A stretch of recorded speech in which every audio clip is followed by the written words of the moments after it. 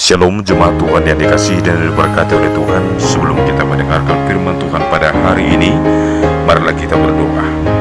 Sabdamu adalah terang dan pelita hidup kami, maka bimbinglah kami dengan Roh Kudus-Mu Tuhan. Ketika kami hendak membaca dari Alkitab, merenungkan dan mendengarkan firman-Mu, hamba-Mu yang Tuhan tempatkan di sini, layakkan dan perkenalkanlah, supaya hamba bukan saja sebagai seorang pemberita, namun juga pelaku teladan firman. Karena dari semuanya itu, apa yang disampaikan oleh hamba-Mu ini tidak akan menyesatkan umat-Mu yang akan mendengarkannya. Berfirmanlah Tuhan, kami sedia untuk mendengarkan firman. Di dalam nama Tuhan Yesus Kristus kami berdoa. Amin. Bapak, Ibu, dan Saudara yang dikasihi dan diberkati oleh Tuhan, firman Tuhan yang tertulis dalam Yesaya pasal 65 ayat 18. Demikian bunyinya. Tetapi bergiranglah dan bersorak-sorak untuk selama-lamanya atas apa yang Kuciptakan, sebab sesungguhnya Aku menciptakan Yerusalem penuh sorak-sorak dan penduduknya penuh kegirangan. Demikian firman Tuhan. Jemaat Tuhan yang terkasih, seorang penulis juga filsuf bernama Mark Twain pernah mengatakan, respons paling sehat untuk hidup adalah sukacita. Sudah berapa banyak kita mensyukuri hidup kita? Pernahkah kita hitung kasih setia Tuhan yang sudah kita rasakan setiap harinya?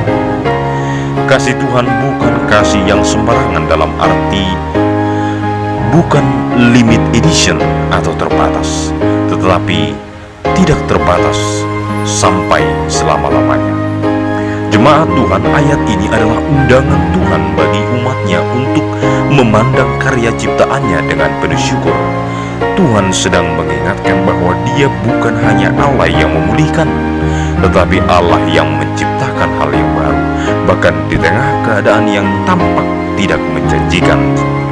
Di saat manusia sering terjebak pada kesedihan, kegagalan, dan pengalaman pahit, Tuhan menyatakan, Aku sedang membuat sesuatu yang baru, dan kamu boleh bersukacita di dalamnya. Sukacita itu bukan berasal dari keadaan, tetapi dari janji Allah yang tidak berubah. Lantas jemaat Tuhan, Yesaya 65 ayat 18 ingin mengajak kita untuk, yang pertama, melihat hidup sebagai karya Tuhan, bukan hanya rangkaian masalah. Yang kedua, percaya bahwa Tuhan sedang bekerja meskipun kita belum melihat hasilnya.